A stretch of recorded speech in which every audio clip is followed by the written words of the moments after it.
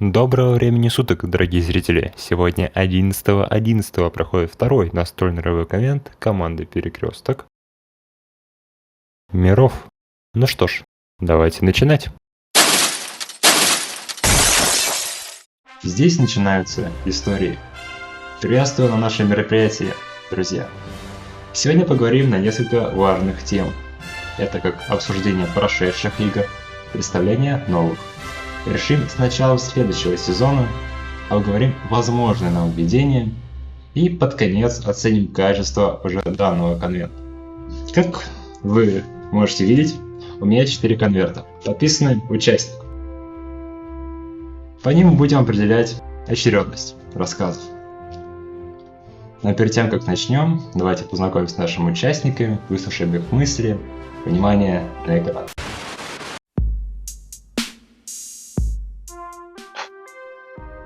На связи. Официальный представитель компании Iri Productions. Привет. Я Влад. И я вот играю с этими дорогими мне людьми. И в этот раз я, может быть, как-нибудь, что-нибудь покажу интересное. Такова моя роль на этом мероприятии. Меня зовут Дима, я участник этого мероприятия.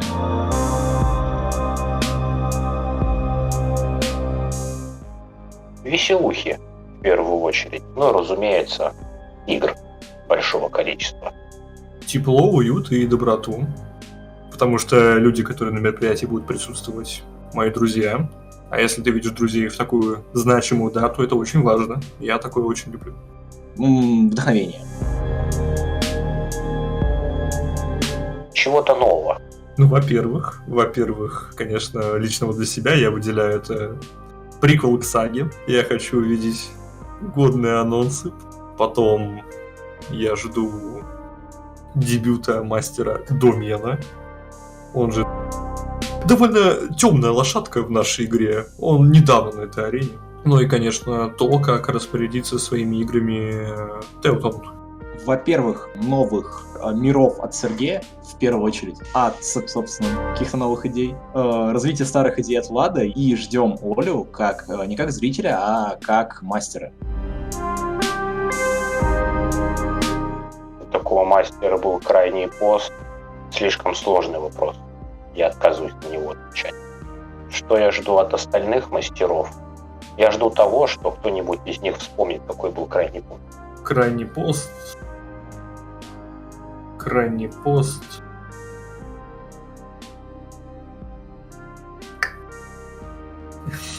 Мне кажется, это был довольно конкретный человек. Точно не я. И точно не Серега. Возможно, Дима. Ну, для меня это очевидно, это было домена нашего. Что я жду от основных мастеров, это также продвижение того, что мы делаем сейчас, а именно ответвленной творческой деятельности, то есть также арты, рисунки, карты и все остальное. Да. Вот мы познакомились со всеми, спасибо за ваш ответ. Настала пора выбирать первый конверт. Кто хочет сделать? Давай Юра будет выбирать как независимый. Да, Юра пусть. Да. Да, блин, балдежная идея, кстати, да. Скажи цифра от 1 до 4, считаем вот отсюда. Вот это. Угу. Хорошо. Давайте выясним. Итак, вот он лист. Я его разворачиваю. Ух ты. И первый у нас выступающий — это Сергей. У меня есть к вам несколько вопросов. Вот вы уже провели 2 кампании по саге. В следующей сезоне, как я понимаю, будет 3-я, не так ли? Именно так.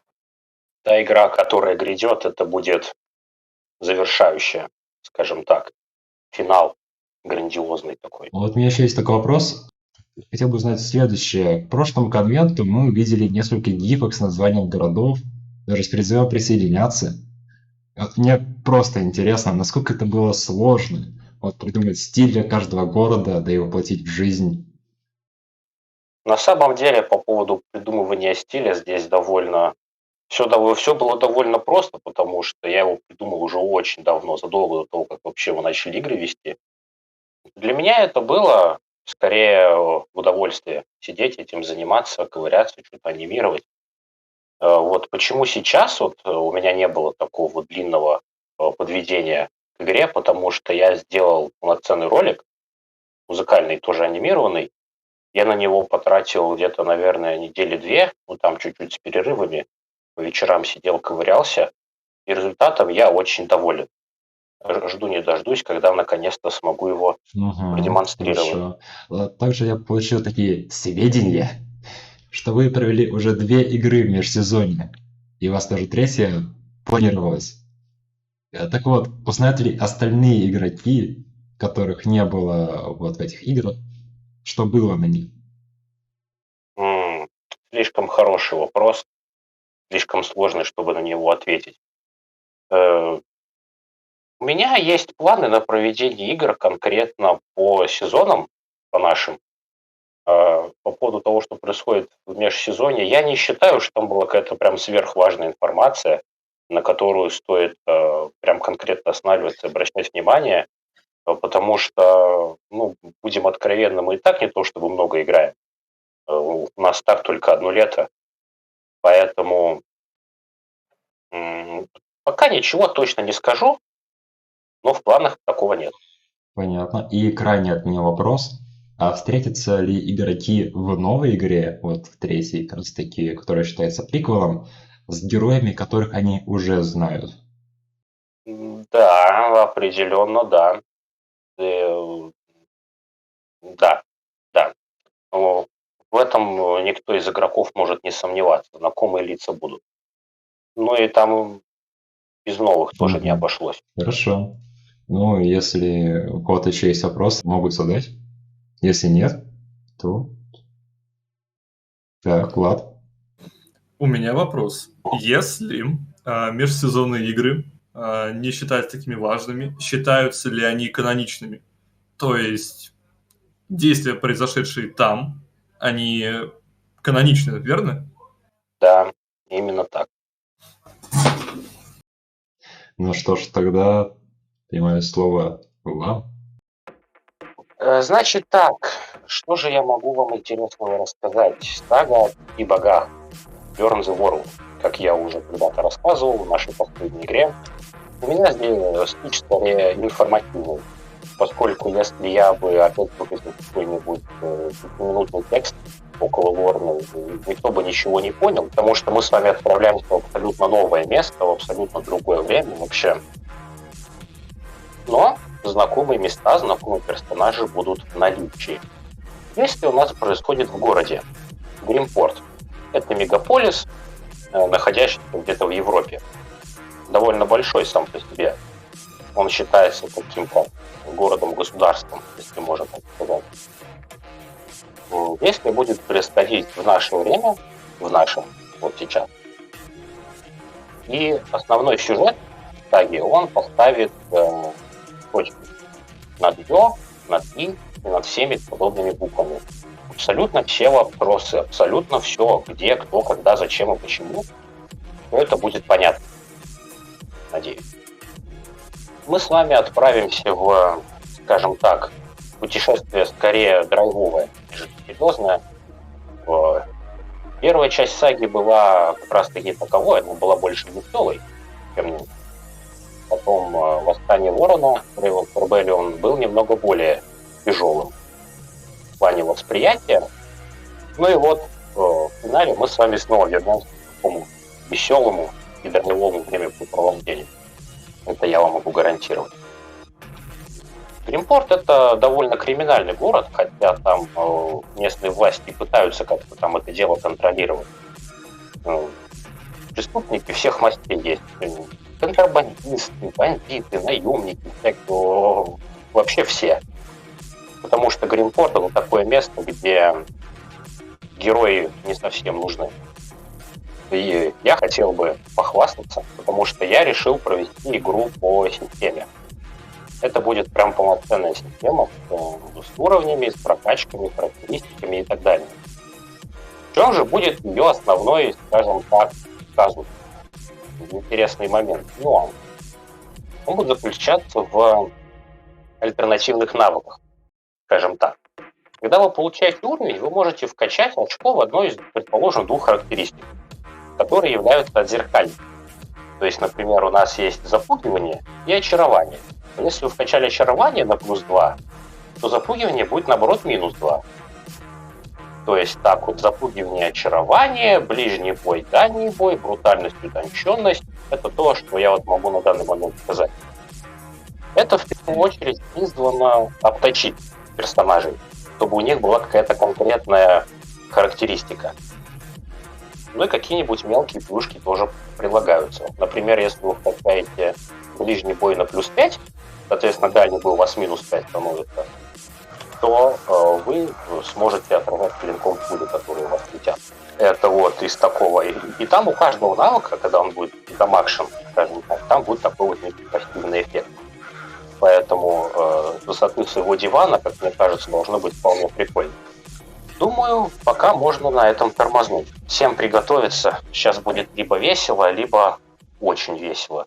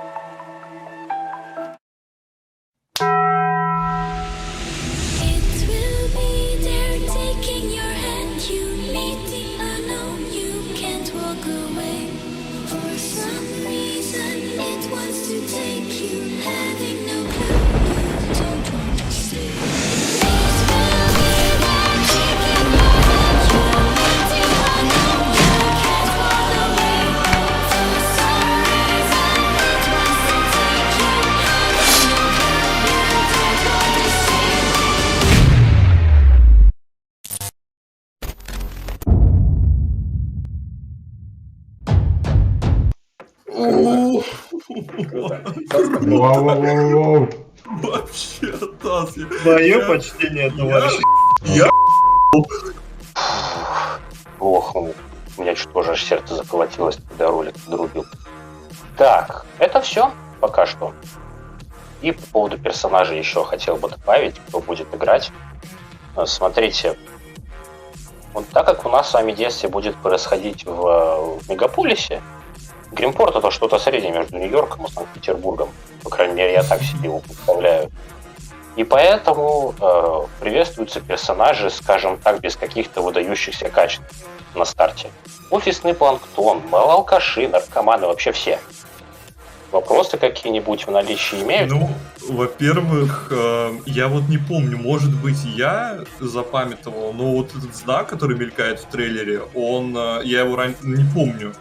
Я могу опять стрим подрубить, чтобы ты ткнул в конкретный момент. С глазом. Символ с глазом, да. Этот символ раньше не был известен, но что он означает, становится понятно из момента далее. То есть, где у нас идет обратный отчет, скажем так, вот 5, 4, 3, 2. Вон он, все понятно. Тут двойка еще из костей сделана, как у Саммита. Ну, понятно здесь, в принципе. Но сам Саммит не появился, кстати. Да. Смотри, у меня такой вопрос. Помнишь сцена, которая была со мной типа во сне, когда я к 4 приходил? Помню такое, да.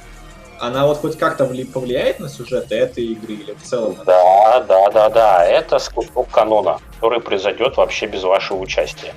Вот, у меня еще вопрос есть. Кадры, где мы видим Ворона, это кадры из финала саги, из Raven's Rebellion, где он убивает Сэма? Я не видел там Сэма. Ты видел? Нет, но я уверен, Сэм видел как-то раз что-то похожее очень. Ну, если ты правильно помнишь, то Сэмюэль умер не так. В плане, допустим, ты говоришь ближний дальний бой. То есть чисто в теории, если вкачать дальний бой просто на максимум, то, в принципе, тебе и ближний по большому ничего-то не нужен. Ну да. Если ты вкачаешь ближний на максимум, тебе не нужен дальний. Еще я забыл упомянуть, будут такие, скажем так, мелкие перки, которые будут прокачиваться отдельно от навыков. То есть там, например, есть, из того, что могу сказать, вот, Юрец прям хорошо спросил, там есть навык оружейный мастер, который тебе позволяет прокачивать отдельно ближний бой и дальний бой, чтобы они не убирали друг друга. Да-да-да, вот такой перк есть. Еще один, который я могу сейчас назвать, он называется стокгольмский синдром. Он позволяет, проходить проверки очарования запугиванием. И то есть нам вот таких перков будет много, поэтому должно быть интересно. А совмещать вот это нельзя, да? Ближний бой, дальний бой, такого не будет. Совмещать?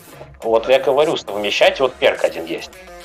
Но далеко не все. Например, качать, как я называл, есть брутальность и утонченность. Их вкачивать ты не сможешь никак. Либо. Ну что ж, вот у нас есть первые эмоции от первого выступления. Очень жаркого выступления. И не будем медлить. Перейдем ко второму. Все те же конверты. Читаем. Давай, вот опять отсюда. Третий. Вот это. Получается так. Итак, открываем второй конверт. Кто же это будет? Возможно, это старый барабанный дробь. Не уверен. Ух ты. Это темная лошадка. А вот и время для темной лошадки. Так как вы самого себя спрашивать это странно, поэтому вы сами можете что-нибудь задать, если есть какие-то вопросы в начале. Если нет, то мы перейдем дальше. Пока вопросов нет, наверное. Все-таки мы не Да, знаем. я думаю, появится уже Тогда ближе к делу. Поехали. Вы видите перед собой человека. Точнее, существо, похожее на человека. Он держит в руках кисть для рисования. Подходит к белому холсту. Что же на нем изображено? Может, природа какая-то? Может, чистое небо? Нет, это только белый холст, на котором сейчас появляются первые наброски. Вот проходит некоторое время, дни, недели, месяц. Наконец появляется выжженное поле. Оно только недавно начало зарастать травой, а верхняя половина картины представляет из себя голубое небо с тучей. Но постойте, вот они уже расходятся и открывают собой полную луну. А там, просто вглядитесь, в глубине холста появляется беременная волчица. Она медленно проходит с одной стороны в другую, пока не скрывается за краем картины. После этого раздается волчий вой. Спустя пару мгновений на месте ее появления картина начинает проплавляться изнутри и вскоре полностью сгорает. Позвольте представить первую серьезную кампанию Look of a Wolf, взгляд волка, по системе Vampire Masquerade, с некоторыми авторскими изменениями в правилах. А сейчас только немного приоткрою завесу тайны. Вас ждет борьба за власть, предательство и расследование. И крайнее, что я хотел бы сказать, будьте аккуратнее с картиной. Она может быть не самой простой. О, под музон! Хорош, обожаю, когда под музон. Вау, Нормально. Хорошо. Респект. Так у нас получается по системе вампиров, по какой редакции? Это пока что там все еще в разработке. Top secret in the world. Да. Черт, ладно, неплохо. Хорошо, так другой вопрос. Будет ли камео ублюдков? Без комментариев.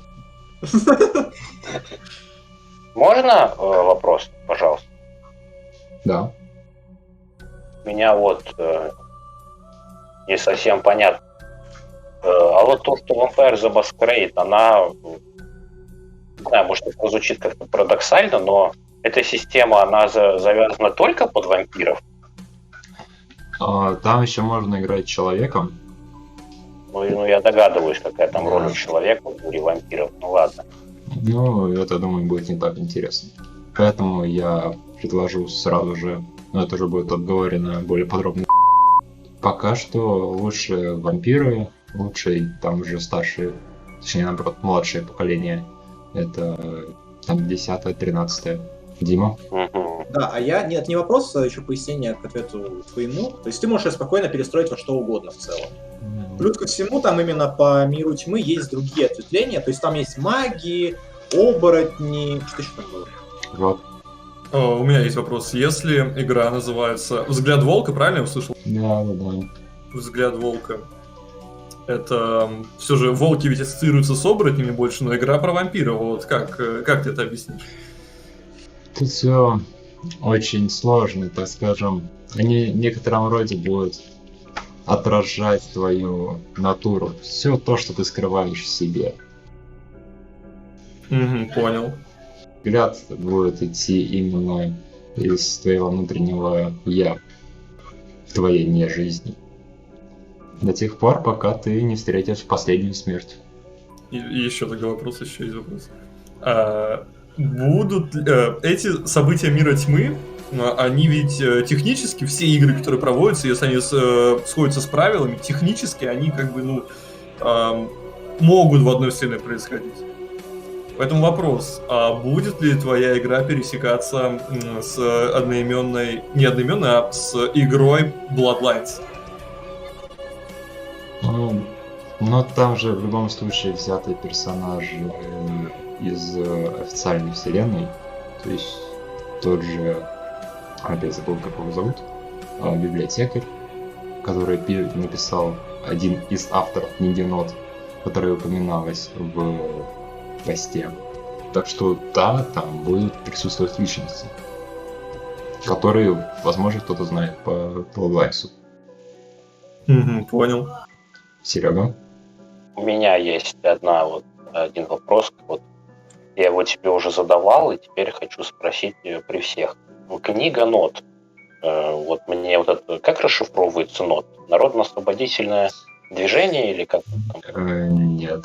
Я требую расшифровки. Я тебе не дам, я сам поискал, и я не нашел. Я подзабил.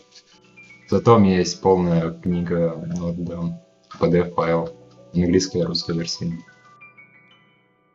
Серьезно подготовились, так сказать. Да. У меня много чего есть. Саундтреком вот ты каким вдохновляться будешь? На что ты будешь? Сейчас мы хоры слышим. А какой саундтрек нас ждет? Это будет вот как вот в Bloodlines, знаешь, такой типа тяжеляк, такой dark punk. Как таковой темы еще пока не подобрано. Есть только наброски, из которых уже будет дальше составляться, что-то будет убираться, что-то будет добавляться. Пока что это все делается по настроению. Дальше будет больше, дальше будет все иначе перестраиваться. Да. А какой временной промежуток, если не секрет, пока что? Это получается конец 20 века. Интересно. Ну, судя по вот тизеру этому небольшому, вот эту вот фигуру, которая появилась изначально, но это Тореадор, я так полагаю, вампир. Ну, судя по вот этой кисти и так далее. Ну, вот сразу такие ассоциации. Всегда, когда вот видишь какой-то вампир по миру тьмы, ты первое, о чем думаешь, это Тореадоры. Ну, согласен. Я как Тореадор говорю об этом. Я совсем смутно знаю там про вампирские кланы, какие там есть. Ты их будешь в полном составе включать или будешь какие-то свои еще добавлять? Какие-то убирать, наоборот? Не, смотри, свои я точно добавлять не буду, потому что для всех кланов уже прописаны их дисциплины и их какая-никакая история, к которой будет привязываться в будущем и сюжет маленько, и сами персонажи. Убирать возможно, но хотя что пока подумаю. Еще нет четкого понятия. Возможно, останутся все. Возможно, вы просто не всех увидите. Кто знает. Ага. Касательно кланов и их представления и вообще более подробной информации, это уже там будет и полноценный трейлер. А сейчас это так, тизер. Безусловно. Будем подождать. А сейчас давайте прервемся на небольшую рекламную паузу.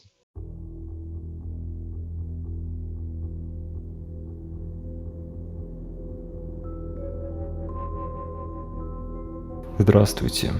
Представляю вам серию картин Wolf Joe. В них автор показывает, насколько безжалостной может быть дикая природа. Насколько один вид зверей, именно Волки опаснее остальных. Возможно, в каждом из нас живет свой личный волк. Влететь в это буйство красок, разнообразие цветов, посмотрите внимательные сюжеты, особенно линии, которые отражают всю суть картины.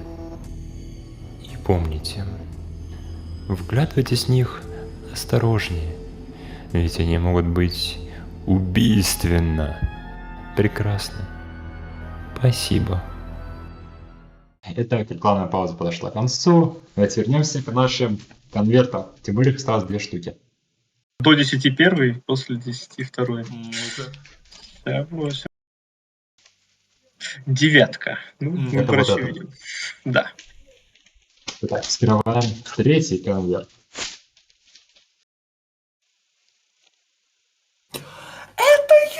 И это у нас Владислав. Но перед тем, как мы с тобой поговорим про твою линейку игр, я хочу спросить вот что. Каково это проводить свое день рождения вот в таком ключе? Ну, очень здорово, потому что нет ничего круче, чем с друзьями его встречать. Мы не смогли, к сожалению, встретиться очно, и велика вероятность, к большому сожалению, что мы и в ближайший год можем не увидеться. Да, юность в сапогах и разное такое. Press F to pay respect. Да, придется водить ролевки с людьми, которые будут бить меня бутсами. Что, кубики накидываешь, да? Или как мы шутили, ребята, у нас ролевые войска будут. Это называешь броском, да, да моя бабушка бросает лучше, чем ты. А теперь давай поговорим за Follow the Light и аддонных к ней. Насколько ты оцениваешь прошедшую кампанию? Вот, как мне кажется, концовку которой никто не ожидал.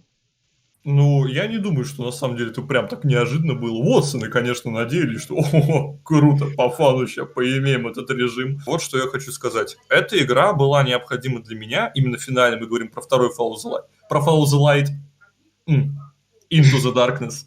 Как мы выяснили, 11 на самом деле это. Необходимо было для того, чтобы оправдать некоторые вещи, которые появятся в будущем, которые оправдают то, что произошло в прошлом, сделают некоторые заключения для кого-то, для каких-то персонажей, приоткроют завесу тайны, покажут, как кто жил, кто к чему пришел.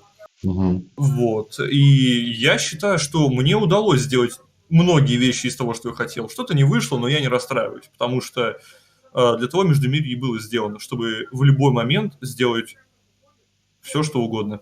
Какие у тебя планы на героев, которые либо только пришли в этот мир из своих измерений, либо уже давно там? Я думаю, что для тех, кто знаком с моими работами, назовем это так, и те, кто наблюдает сейчас здесь, кто в курсе, и те, кто будут смотреть позже, во время анонса поймут ответ на твой вопрос. Замечательно. И вот мы упоминали прошедший конвент в сфере твоего дня рождения. И у меня такой вопрос. На прошлом конвенте была представлена еще одна сюжетная ветка под названием Shadows of Salem. Эта игра будет называться Тени Салема. А получит ли она свое развитие в будущем сезоне, возможно, даже через год, но в любом случае? Безусловно, во-первых, Тени Салема очень важны для того... Во-первых, это очень фаново, то, что я придумал, я считаю. А во-вторых, это очень важно для того, чтобы понимать, а что вообще за дерьмо происходило между Follow the Light'ами-то. А если быть конкретнее, не между первым и вторым, а скорее между концом Вымирания и началом второго Follow the Light'а. Вот для этого существует эта игра, для того, чтобы люди чуть лучше поняли финал как раз-таки первого Follow the Light'а, о том, что из себя представляет Джейкоб, согласно концепту, который мы с Сергеем придумывали изначально, и чего он хочет-то вообще, а что самое главное, получится ли у него это. Для многих, скорее всего, да, вот было неожиданно то, что вот Джейкоб имел камео во втором Follow the Light'е, но с точки зрения того, что было придумано именно для Тени Салема, которые должны были происходить заранее, как по мне, это все очень логично, я хочу до игроков донести это. Спасибо за ответы, у меня с вопросами пока что все. Если кого-то в зале есть вопросы, то Я не хочу, чтобы ожидания были завышены, потому что в связи с некоторыми обстоятельствами я не смог многое сделать из того, что хотел, готовясь к конвенту. Поэтому я просто, скорее всего, отвечу на вопросы сразу после анонса. Подожди, Хорошо. организационный вопрос. А арт ты сделал? То, что я сделал, вы увидите. Ну, если на этом все, то, пожалуйста, расскажите о своей новой предстоящей игре. И, как я Ох. понимаю, это будет Fallout Light 3? Ну, как мы знаем, не просто так называется Междумирье междумирьем, ведь мир там не один. И, соответственно, игра тоже будет не одна. Не совсем то, что ожидали люди, конечно, но то, что ждали раньше. Потому что в этот раз я подготовил особенную игру про особенного персонажа, которая должна, так сказать, наконец-то дать ответы на вопросы, которые задавались очень-очень-очень давно. А именно это так называемая под рабочим названием игра World War Tale, где мы будем играть уже за пиратов, и это будет приквел к нашей первой игре в Дискорде. Мы будем играть за команду капитана Вордсворда и узнаем о том, какие же из историй, которые он рассказывал, были правда, и какие полным вымыслом. История эта вдохновлена, конечно же, кинолентой «Остров сокровищ». И наполнено будет... Это скорее будет очень веселое, забавное приключение, напоминающее по духу как раз вот мультик, о котором я говорю. Может быть, немного игру Call of Juarez Gunslinger из-за ветвеватости происходящего. Ну и, конечно, это будет все-таки серьезная история именно о конкретном персонаже, потому что я хочу очень раскрыть его. Кто же такой этот таинственный капитан Вордсворд, и что самое главное, как назывался его корабль.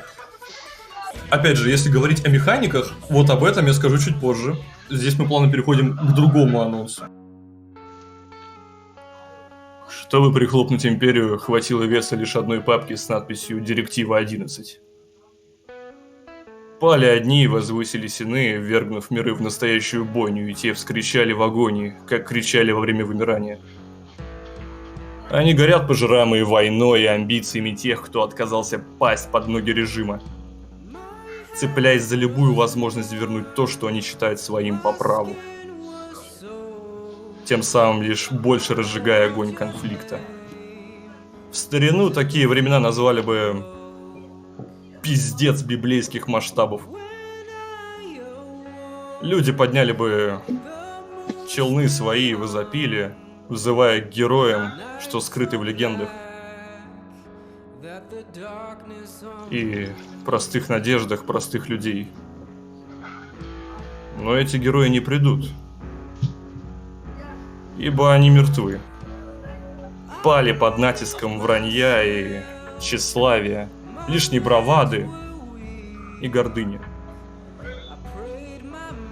И миры сгорят, если только люди не поймут одной простой истины. А истина в том, что этим мирам не нужны герои. Им нужно достаточно денег, чтобы нанять нас.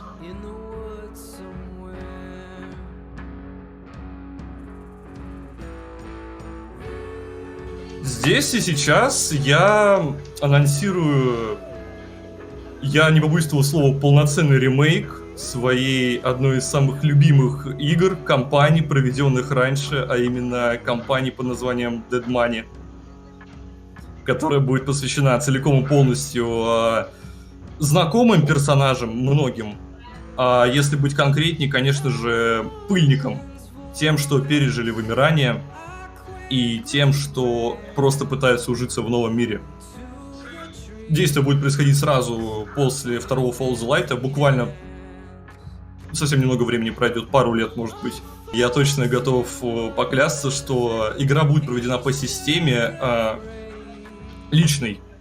Это не будет простое манипулирование кубиками, как я делал раньше, где-то подточка каких-то цифр и так далее. Нет, я действительно готовлюсь и планирую предоставить не только новые механики, но в том числе и новый взгляд на некоторые вещи. Это подход совсем другой к этой игре. Например, я очень хочу ввести системы и репутации, и того, чтобы игроки могли в любой момент заниматься тем, что хотят, несмотря на то, что есть существует какой-то общий сюжет. И, конечно же, это очень большая возможность для отыгрыша, который не поломает при этом повествование, которое вот очень хочется мне рассказать. За Dead Money отдельный респект. Вопрос отвал башки полнейший. Когда ты сказал, что им нужно достаточно денег, чтобы нанять нас, и появляется лого, знаешь, игры, которую я слышал, где-то понаслышке, что-то там было между Димой и Владом. Ну, буквально какие-то слова, знаешь, ну, топот такой по ветру летящий. И тут появляется прям вот у меня на экране бедный, Dead Money, у меня аж мурашки по коже пробежали. Это было слишком балдежно, чувак. Спасибо. Тут, да, на самом деле, я не думаю, что я могу что-то больше рассказать об этом. Конечно, да, те, кто вот не, может быть, не до конца поняли, Dead Money, да, это очень старая игра, проведенная еще в 2016 году, если не ошибаюсь, то есть ей уже 6 лет. И для меня это довольно большой значимый кусочек своей такой биографии небольшой, потому что в какой-то момент была лучшая вообще игра, которую я провел до, наверное, вот Fall of the Light. И это ремейк именно благодаря тому, что я переношу события той игры в сеттингу Междумирья, потому что изначально игра проводилась вообще в другом сеттинге. Была вдохновлена другими вещами и так далее, а здесь это... Я бы назвал это каким-нибудь вартейлом, такими военными байками, посвященные отряду наемников, которые раньше положили жизнь на то, чтобы защищать миры, которые теперь ввергнуты в войну. Сергей, вопрос был? У меня вопрос. Это как-то относится к тому проекту, про который ты мне рассказывал? Да. Скажем так.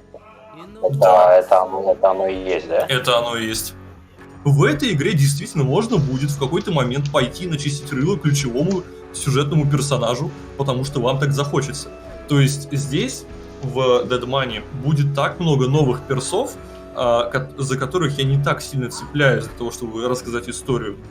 Конечно, да, вот если бы это был трейлер, вот под эту музыку, где там должны идти вставки из предыдущих игр, там какие-нибудь эпичные моменты, должны идти вставки вот с падением этих флагов вот режима нового.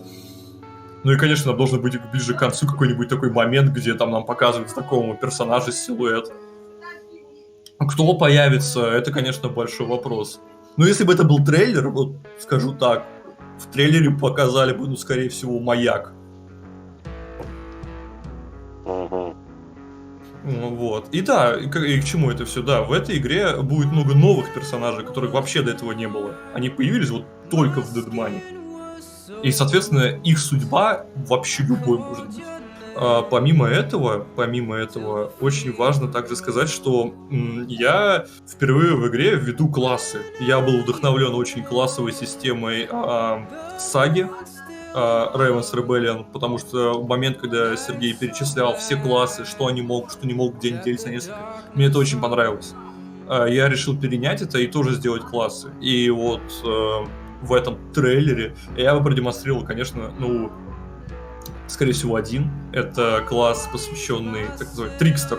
Он специализируется на том, чтобы немногочисленными навыками, которых в игре не очень много будет, максимум 5 у персонажа. Один из моих любимых перков персонажа ранга Трикстер — это так называемый Shoot First, стреляй первым, где если ваш персонаж проходит достаточно, проверку инициативы и начинает бой, то есть вы как игрок заявляете о том, что начинает стрелять, вы можете использовать все навыки красноречия плюсом к боевым навыкам.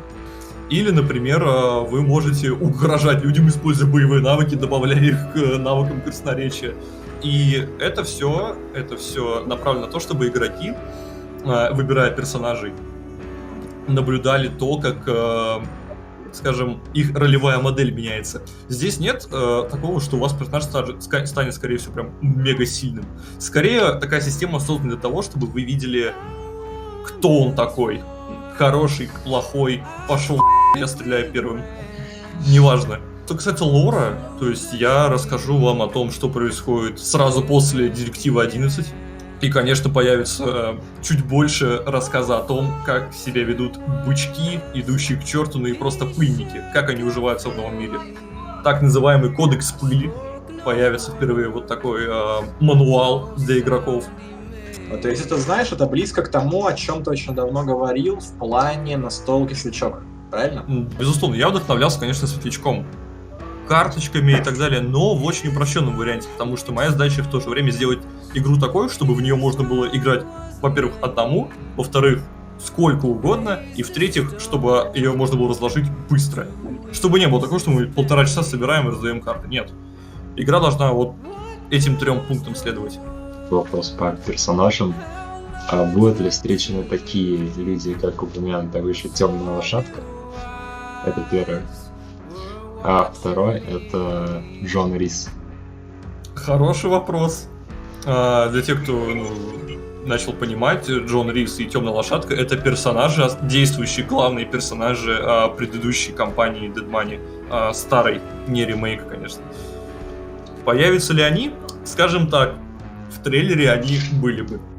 А вот, кстати, по поводу персонажей еще можно спросить? Так как у нас игра вот это планируется Dead Money через 1,5 года ориентировочно, да, я полагаю? Возможно, да. Вот, по поводу персонажей нам что делать? Можно начинать придумывать? Зная, что вот это наемник. Заявляю прямо сейчас здесь, я говорю, единственное условие, к которому привязаны все ваши персонажи, неважно кто они, неважно какой расы и так далее, тут факт один. Они пыльники, бывшие. То есть они прошли вымирание. Это матерые воины, прошедшие, наверное, одну из самых страшных войн, которые, в принципе, наверное, можно было придумать, для меня, по крайней мере. И пыльники, пусть это не заставляет вас думать, что это ограничивает вашу роль, нет, пыльники люди разные. И цвет у пыльника тоже разный. Кто-то следует так называемому кодексу пыли, кто-то не очень. Кто-то следует своему собственному кодексу. Неважно, но суть одна. К вам будут относиться как к пыльнику и спрашивать вас будут как с пыльника. Я уж тогда пойду по старой схеме. Вот у меня есть линконверт. Я вскрою его сам. Опа! Дима! Да, и вот перед тем, как я перейду к основным вопросам, я хотел бы узнать, а какова судьба у компании Lonely Empire, которая потом стала сказаниями о демонах и прочих Пока демонах? ее не существует. Вот, как бы она есть, но и она есть. Потому что пытаться собраться теперь с Ладом, с Сергеем, очень тяжело просто физически. Лично для меня я не хочу организационно эти моменты решать. Считаем, что она заморожена. Да. Короче. Она есть, она типа как бы проведена, и сейчас ты поймешь, почему я так говорю. Как после этого анонса. Но пока она заморожена, да. Вот у меня был такой вопрос, что станет с теми героями вот этой замороженной кампании, но, видимо, узнаем тоже позднее. Ты узнаешь, да, чуть-чуть попозже. Хорошо. Вот еще такой момент. До сих пор не был показан официальный арт сказаний. Как вы это прокомментируете? Косячники, художники. В основном. Могу прокомментировать это так. Вот иначе никак, скорее всего. И крайний вопрос. Вот в таком случае подводка к вашему рассказу. Вы были первые, кто ввел в нашу группу систему. Это была Fate-Core. Ныне вы изучаете GURPS. Так расскажите же про мир. Про мир? Хорошо. Значит, мир, если коротко говорить, это фэнтези, но фэнтези не совсем стандартное, с магией.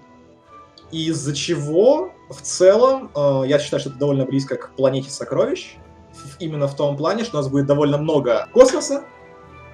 Очень много, я надеюсь, будет космоса. И в целом из-за этого у меня довольно большой простор и для каких-то миров, сюжетов, и для рас. Это раз. Два еще, что будет система кораблей из-за того, что это GURPS, потому что я хочу прям прописать полностью все, что можно прописать. Оружие и так далее, и плюс ко всему прочему, это довольно будет близко именно к реализму, если что. То есть, скорее всего, если вы попадаете под очередь с автомата, вы умираете.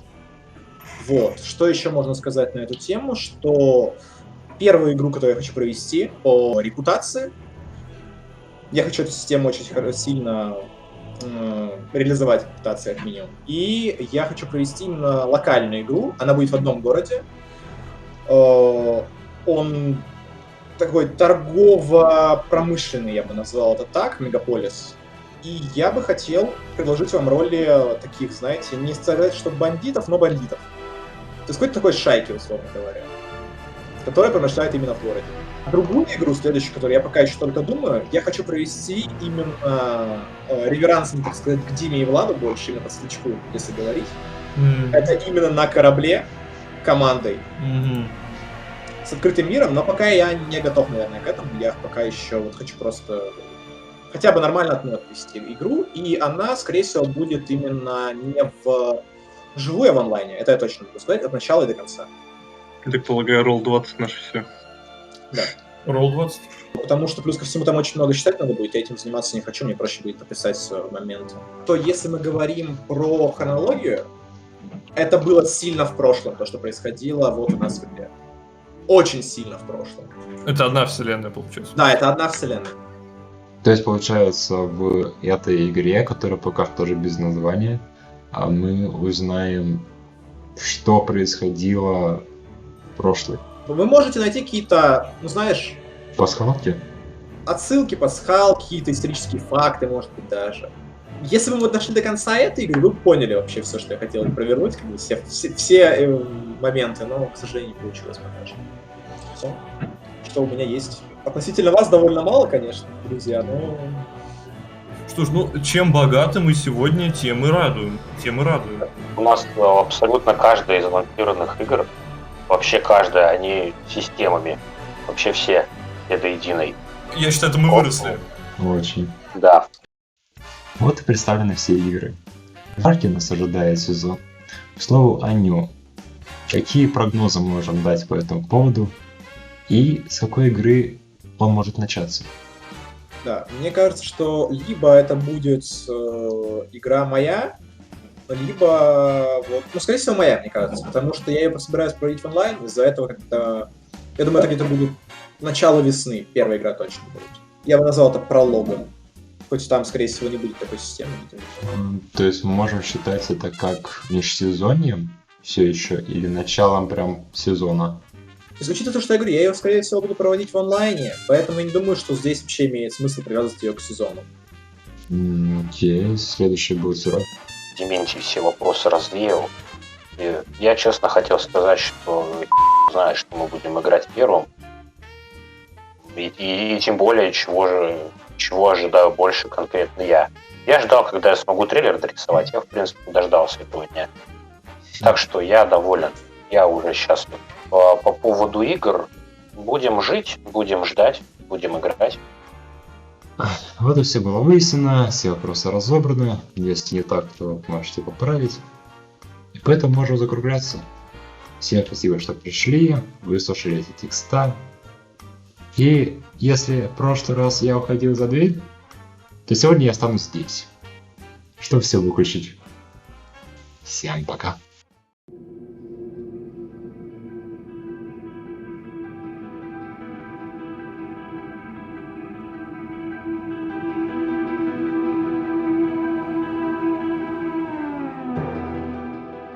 Я хотел передать, так сказать, привет людям, другому сообществу, в котором мы некоторые участвуем, именно Линерии. Мы передаем привет и желаем творческих успехов и побольше игр. Особенно если мы сможем даже играть все вместе иногда. Надеюсь, никогда я буду в армии, иначе мне будет очень обидно.